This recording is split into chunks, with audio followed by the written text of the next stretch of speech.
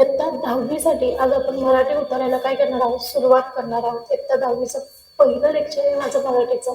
याच्यामध्ये मी तुम्हाला उतारा वाचन याच्याविषयी संपूर्ण माहिती देणार आहे. कुठलं? उतारा वाचन. आता उतारा वाचन म्हणजे नेमकं कसं असतं, उतारा कसा सोडवायचा किंवा उतारामध्ये काय काय दिलं जातं याच्याविषयी संपूर्ण माहिती मी तुम्हाला आज देणार आहे. हा एक प्रसंग आहे. उतारा वाचन म्हणजे काय, एक छोटासा प्रसंग असतो, एक छोटीशी घटना असते, वर्णनात्मक अथवा विचार प्रवर्तक परिचय असतो. एखाद्या गोष्टीचं वर्णन केलेलं असतं किंवा विचार व्यक्त केलेले असतात, ह्याच्याविषयी एक परिच्छेद असतो. त्याखाली प्रत्येकी 4 पर्याय दिलेले असतात, 3 प्रश्न दिलेले आहेत आणि त्या 3 प्रश्नांची उत्तरे आपल्याला अचूक द्यायची असतात. 3 किंवा 4 प्रश्न असतात.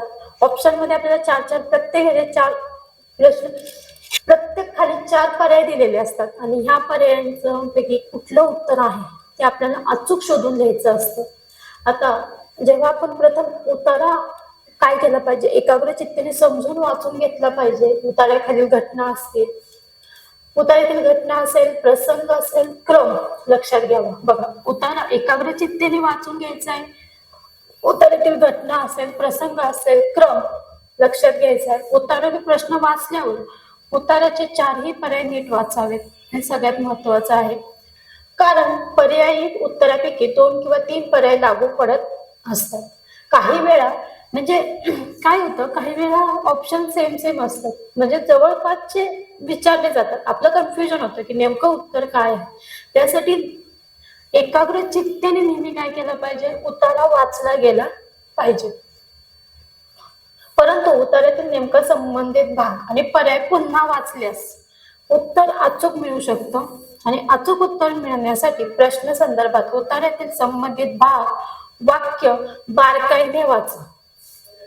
बघा, उतार्यामध्ये तुम्हाला जे काय विचारले त्याच्याविषयी छोट्या छोट्या घटना असतात किंवा एक त्याच्याशी रिलेटेड शब्द पण असू शकतात जवळपासचे. तर ते आपल्यासाठी समजण्यासाठी प्रथम आपण उतारा व्यवस्थितपणे वाचला पाहिजे. उतारा नेमका काय आहे, उतार्यात कुठल्या प्रसंगाचं वर्णन केलेलं आहे, उतार्यामध्ये जी काही घटना दिली ती बारकाईने वाचली गेली पाहिजे. पर्याय नीट वाचले गेले पाहिजेत. नेमकं कुठल्या पर्यायाचं आपलं उत्तर आहे हे व्यवस्थित तिथपर्यंत जाणं महत्वाचं आहे. उतारा वाचताना व्यवस्थित एकाग्र चित्तेनेच उतारा वाचला गेला पाहिजे. तुम्हाला जे काही पर्याय दिलेले आहेत ते व्यवस्थित वाचले पाहिजेत. प्रश्न व्यवस्थित वाचला गेला पाहिजे. हे आपल्या हातातले मार्क असतात, ते सोडायचे नाहीत. बघा, आपल्या हातातले मार्क असतात ते कधीही सोडायचे नाहीत.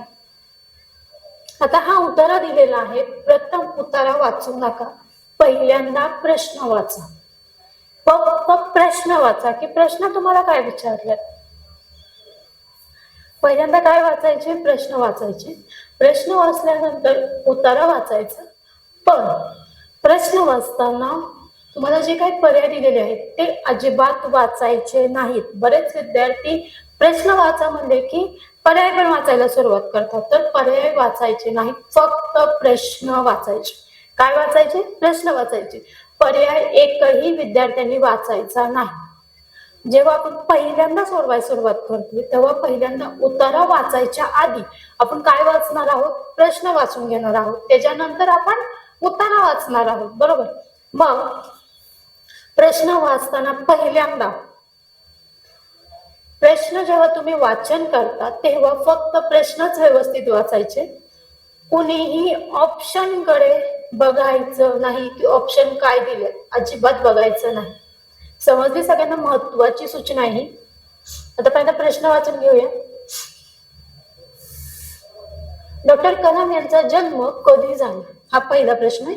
डॉक्टर कलाम यांचा जन्म कधी झाला, त्यांना कोणत्या नावाने ओळखले जाते, त्यांनी कोणत्या शास्त्राची चाचणी केली, आणि डॉक्टर कलाम कोणते पद भूषण होते.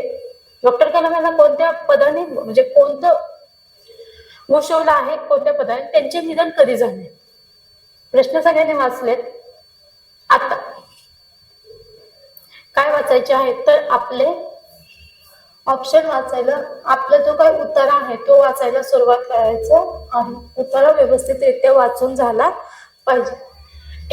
Doctor APJ Abdul Kalam doctor APJ Abdul Kalam हे भारताचे 11वे राष्ट्रपती होते. ते भारताचे 11वे राष्ट्रपती होते. त्यांचा जन्म 15 ऑक्टोबर 1931 रोजी झाला. त्यांचा जन्म 15 ऑक्टोबर 1931 रोजी झाला. त्यांचा जन्म कधी झाला? 15 ऑक्टोबर 1931 रोजी झाला. तमिळनाडूतील रामेश्वर येथे झाला. तमिळनाडूतील रामेश्वर येथे झाला. ते एक महान शास्त्रज्ञ होते आणि त्यांचे मिसाईल मॅन म्हणून ओळखले जाते. म्हणजे त्यांना आणि त्यांचे दुसरं नाव होतं मिसाईल मॅन किंवा त्यांना मिसाईल मॅन म्हणून ओळखले जाते. त्यांनी अनेक वैज्ञानिक प्रकल्पांमध्ये मोलाचे योगदान दिले आहे. त्यांच्या नेतृत्वाखाली भारताने अग्नी आणि पृथ्वी या क्षेपणास्त्राची यशस्वी चाचणी केलेली आहे. अग्नी आणि पृथ्वी या क्षेपणास्त्रांची यशस्वी चाचणी केली. त्यांनी विद्यार्थ्यांशी संवाद साधण्यावर भर दिला. सगळ्यात जास्त संवाद जर कोणी साधला असेल विद्यार्थ्यांशी, जे विद्यार्थ्यांच्या मनामध्ये भरगच्च होते असे होते डॉक्टर APJ अब्दुल कलाम. त्यांच्यासाठी विद्यार्थी म्हणजे आपलं भविष्य आहे, आपल्या भारताचं ते काय आहे भविष्य आहे असं म्हणणारे कोण होते तर डॉक्टर APJ अब्दुल कलाम. ते विद्यार्थ्यांशी नेहमी संपर्क साधायचे. त्यांचे जीवन सादगी, प्रामाणिकपणा आणि कर्तव्यनिष्ठेचे उत्तम उदाहरण होते. 27 जुलै 2015 रोजी विद्यार्थ्यांना व्याख्यान देताना त्यांचे निधन झाले. बघा, 27 जुलै 2015 रोजी विद्यार्थ्यांना व्याख्यान देताना त्यांचं काय झालेलं आहे तर निधन झालेलं आहे. बघा, त्यांनी विद्यार्थ्यांशी संवाद साधण्यावर भर दिला. त्यांनी कशावर भर दिला तर विद्यार्थ्यांशी संवाद साधण्यावर भर दिला. त्यांचे जीवन सादगी, प्रामाणिकपणा एकदम जर म्हणला डॉक्टर APJ अब्दुल कलाम कसे होते तर प्रामाणिक माणूस म्हणजे प्रामाणिकपणा असेल त्यांच्या अंगामध्ये, सादगी असेल, त्यांच्या चेहऱ्यावरचं हास्य असेल, कर्तव्य असेल.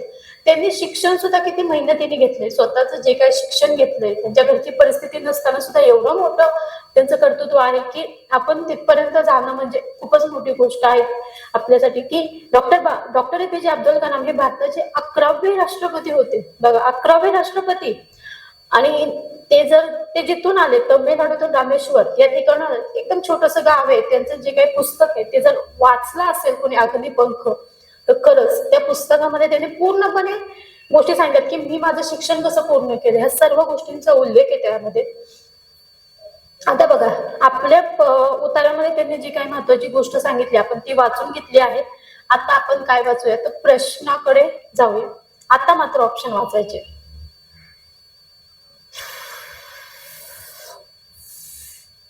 डॉक्टर APJ अब्दुल कलाम यांचा जन्म कधी झाला? पण मगाशीच बघितलंय त्यांचा जन्म कधी झालेला आहे. 15 ऑक्टोबर 1931 रोजी झालेला आहे. बघा, मी बॉक्स केलेला आहे. 15 ऑक्टोबर 1931 रोजी त्यांचा काय झालेला आहे तर जन्म झालेला आहे.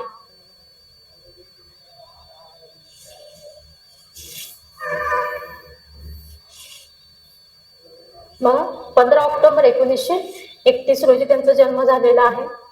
त्यांना कोणत्या नावाने ओळखले जाते? Missile man.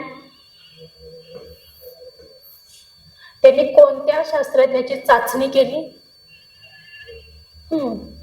अग्नी आणि पृथ्वी या शास्त्रज्ञाची त्यांनी क्षेपणास्त्राची त्यांनी काय केलेली आहे चाचणी केलेली आहे. डॉक्टर कलाम कोणते पद भूषवत होते?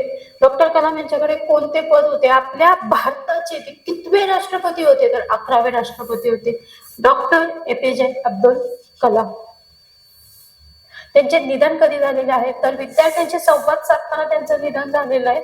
इथंच बघितलंय 27 जुलै 2015 रोजी ते विद्यार्थ्यांशी काय करत होते संवाद साधत होते. त्यावेळेस त्यांचं काय झालेलं आहे तर निधन झालेलं आहे.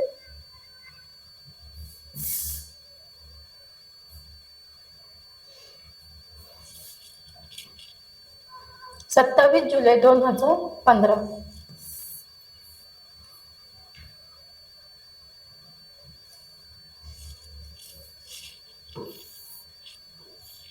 27 जुलै 2015 रोजी त्यांचं काय झालेलं आहे, तर त्यांचं निधन झालेलं आहे. बघा, आपण एक छोटासा उतारा बघितलाय, त्याच्यामध्ये आपण डॉक्टर APJ अब्दुल कलाम यांच्याविषयी माहिती बघितली की डॉक्टर APJ अब्दुल कलाम कोण होते.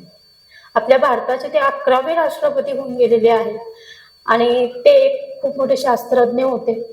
त्यांनी अग्नी आणि पृथ्वी या क्षेपणास्त्राची त्यांनी चाचणी केलेली आहे. त्यांना मिसाईल मॅन या नावाने आपल्या भारतामध्ये त्यांना हे ओळखलं जातं. आणि विद्यार्थ्यांशी संवाद साधणारे सगळ्यात मोठे आपले राष्ट्रपती आहेत ते, की त्यांनी नेहमी ते विद्यार्थ्यांशी संवाद साधतात, विद्यार्थ्यांना नवीन नवीन गोष्टी सांगतात की हे कसं चालतं, किंवा आपला भारत देश हा ते म्हणतात आपल्या भारत देशाचा पाया म्हणजे कोण आहे, तर विद्यार्थी आहेत, हे नेहमी ते सांगत असतात. त्याच्यानंतर पुढे बघूया आपण कविता.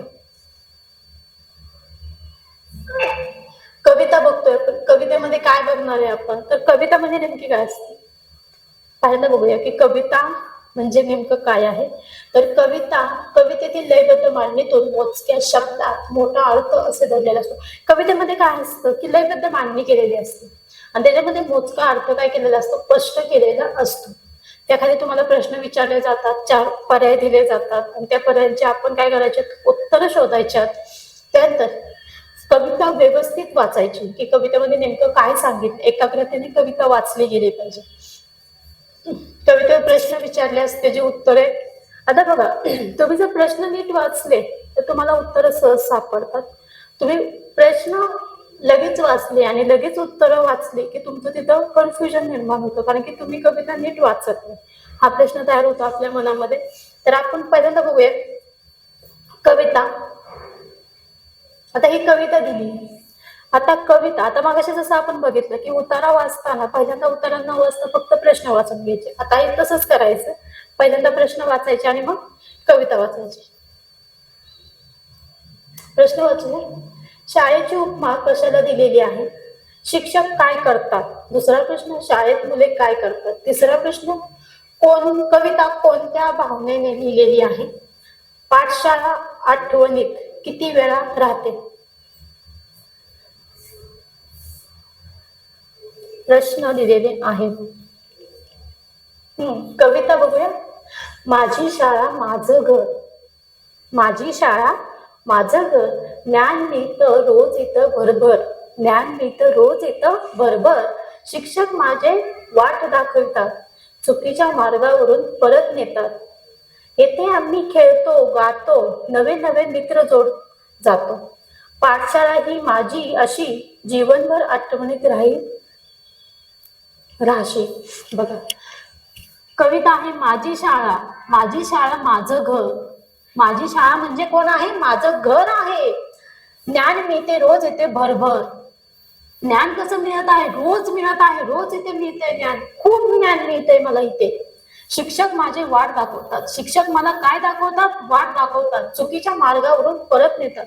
जर मी चुकीच्या मार्गावर चाललो असेल तर मला परत नेण्याचं काम कोण करत असेल, तर शिक्षक करत आहे. तर काम कोण करत आहे, तर शिक्षक करतात. येथे आम्ही खेळतो गातो, नवे नवे मित्र जोडतो.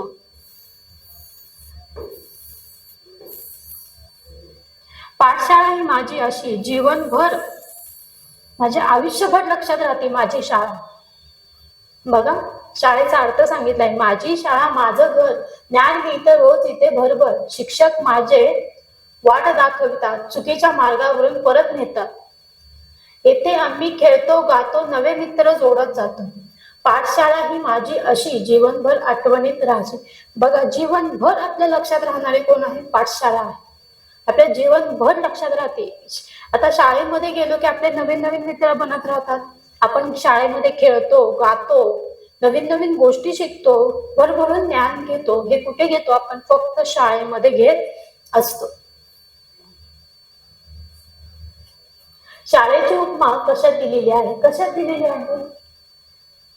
कशाला दिली आहे शाळेची उपमा कशाला दिलेली आहे. गडाला, बागेला, देवळाला, तर घराला म्हणले. बघा, पहिल्याच लाईनीमध्ये म्हणलेलं आहे, माझी शाळा माझं घर. शिक्षक काय करतात, मित्र बनतात, वाचन करतात, शिक्षा देतात नाही तर वाट दाखवतात. काय करतात? वाट दाखवतात. शाळेत मुले काय करतात? झोपतात, भांडतात, प्रवास करतात नाही, गातात आणि खेळतात. कविता कोणत्या भावनेने लिहिलेली आहे? भीतीने लिहिली कविता. मला शाळेची खूप भीती वाटते, मी कविता लिहिणार आहे. त्रासाने लिहिली आहे? नाही. रागाने लिहिली आहे? नाही. प्रेमाने कविता लिहिली आहे. कविता कशाने लिहिली? प्रेमाने लिहिली. प्रेम माझं भरभरून चाललंय. पाठशाळा आठवणीत किती वेळ राहते? काही दिवस राहते का फक्त शाळा आठवणीत? नाही. आपले पहिली, दुसरी, तिसरीचे मित्र अजून सुद्धा आपल्याला आठवतात. म्हणजे बघा, महिनाभर राहते का? परीक्षा होईपर्यंत शाळा आठवते का? तर नाही. जीवनभर आपल्याला आपली शाळा, आपले शिक्षक आपल्याला आठवत राहतात. बघा, कवितेचा अर्थ समजून घेतला, कवितेवर आधारित आपण प्रश्न समजून घेतले की त्याच्यावर नेमके काय प्रश्न विचारलेत हे आपण समजून घेतले. कवितेचा अर्थ काय होतो, कवितेमध्ये काय सांगण्याचा प्रयत्न केलेला आहे हे आपण इथे बघितलेलं आहे. आता बघा, त्याच्यानंतरच काय येतो? तर संवाद येतो. काय येतो? संवाद. आता संवाद, दोन व्यक्ती एकमेकाशी जे काय बोलतात, दोन व्यक्ती एकमेकाशी जे काय बोलतात त्याला काय म्हणतो आपण? संवाद म्हणतो. आता हा जो संवाद आहे तो दोन मित्रांमध्ये झालेला आहे. आता आदित्य, आर्य, आता बघूया आपण यांच्यावर पहिल्यांदा प्रश्न बघूया. आर्याची भविष्यातील योजना काय आहे? डॉक्टर होण्यासाठी कोणती परीक्षा द्यावी लागते? आदित्य कोणती शाखा निवडत आहे? आदित्य पुढे कोणती पदवी घेण्याचा विचार करत आहे? पुढे हे प्रश्न वाचले, ऑप्शन लगेच वाचायचे नाही. बघा, करिअर आणि भविष्यातील योजना. आदित्य, नमस्कार आर्य, परीक्षेचा निकाल लागल्यावर पुढे काय योजना आहे तुझी? बघा, 10वी झाली की 12वीला कुठली साईट निवडायची, मला कुठलं करिअर करायचं हे जेव्हा आपण आपली साईट ठरवतो, बरोबर. 12वी झाली की आपल्याला त्या करिअरमध्ये नेमकं कुठल्या साईटला जायचंय हे आपण 12वी मध्ये ठरवतो. म्हणजे आपल्या आयुष्याची दिशा 2 वर्षांमध्ये, 2 वर्षानंतर लगेच काय होत असते? ठरवली जात असते. ह्याच प्रकारे ह्या दोघांचं करिअर विषयी बोलणं चाललेलं आहे. आणि काय करिअर विषयी बोलणं चाललेलं आहे बघूया आपण. बघा, 10वी झाली की आपण काय म्हणतो? 11वी सायन्सनी करायची, कॉमर्सनी करायची, काय आर्ट्सनी करायची. 12वी झाल्यानंतर परत ठरवतो की नेमकं त्याच्यामध्ये आपल्याला कुठे जायचंय हे आपण ठरवत असतो. त्याच प्रकारे ह्या दोघांचं भविष्यातील योजना कुठली चालली हे आपण बघणार आहोत. आदित्य, नमस्कार आर्य, परीक्षेचा निकाल लागल्यावर पुढे काय योजना आहे तुझी? नमस्कार, मला विज्ञान शाखेत प्रवेश घ्यायचा आहे. आर्याला विज्ञान शाखेत प्रवेश घ्यायचा आहे, मला डॉक्टर होण्याचं स्वप्न आहे. माझं स्वप्न आहे, मला काय व्हायचं? डॉक्टर. आदित्य, छान. डॉक्टर होण्यासाठी खूप मेहनत घ्यावी लागते. नेटची परीक्षा तर खूप स्पर्धात्मक आहे ना? हो अगदी, पण मी गेल्या वर्षभरापासून तयारी करत आहे. क्लासेस, चांगले मार्गदर्शक, वेळापत्रक यावर लक्ष केंद्रित करतोय. आदित्य, उत्तम. मी मात्र कॉमर्स घेण्याचा विचार करत आहे. मला बिझनेस मॅनेजमेंट मध्ये करिअर करायचं आहे. खूपच छान, तू नेहमीच व्यवस्थापनात रस दाखवतो. तुझ्यासाठी तीच योग्य दिशा आहे. होय, मी सध्या अकाउंटिंग आणि बिझनेस स्टडीज वर भर देतोय. पुढे MBA करायचा विचार आहे. बघा, या दोघांचा संवाद झाला. दोघांनी ठरवलं की आपल्याला काय करायचं आहे, आपलं करिअर कुठलं ठरवायचं आहे. पुढे बघूया आपण. आर्याची भविष्यातील योजना काय आहे? आर्याला काय व्हायचंय? मगाशीच बघितलं आपण. आर्याला काय व्हायचंय तर विज्ञान शाखेत प्रवेश घेऊन त्याला डॉक्टर बनायचं. आपण बॉक्स केलाय. काय बनायचंय त्याला? डॉक्टर व्हायचं आहे. डॉक्टर होण्यासाठी कोणती परीक्षा द्यायची आहे त्याला? SSC द्यायची आहे का? CET, UPSC? नाही, नेटची परीक्षा त्याला द्यायची आहे. आदित्य कोणत्या शाखा निवडत आहे? आदित्यला कोणती शाखा निवडायची? तर कॉमर्स. आदित्य पुढे कोणती पदवी घेण्याचा विचार करतोय? MBA.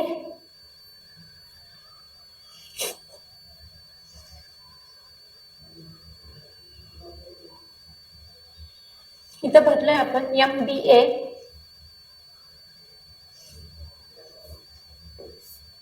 MSc करायचंय, BEd करायचंय, MBBSc करायचंय. नाही तर त्याला MBA करायचंय. कॉमर्स साईट मधून जायचंय आणि त्याला काय करायचं आहे? MBA करायचं आहे. म्हणजे बघा, दोन व्यक्तींचा संवाद आहे, दोन व्यक्तींचं मत इथे विचारलं गेले की दोन व्यक्तींचं भविष्यातील योजना चालू आहे. दोन विद्यार्थी आहेत, ते आपल्या भविष्यामध्ये आपल्याला काय करायचंय ह्या गोष्टीचा ते विचार करत आहेत की मला कुठल्या साईडला जायचंय, आता निकाल लागला, माझं पुढचं करिअर कसं मी ठरवणार आहे, ह्याच्याविषयी या दोघांचे काय आहेत मत इथे व्यक्त केलेले आहे.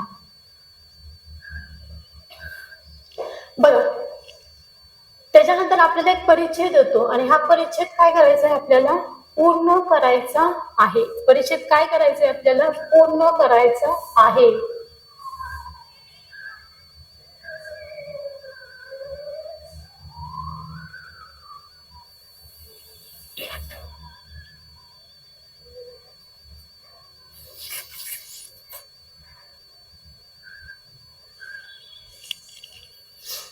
बघा, 11 ऑक्टोबर 1942 रोजी कुणाचा जन्म झाला?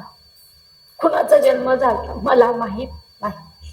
त्यांचे वडील डॅश डॅश होते, काही संबंध लागत नाही. पहिला प्रश्न वाचला मी, 11 ऑक्टोबर 1942 रोजी कुणाचा जन्म झाला, हा प्रश्न वाचला, पण त्याच्यातून काय अर्थ निघाला का मला नाही. पुढे, त्यांचे वडील डॅश डॅश होते.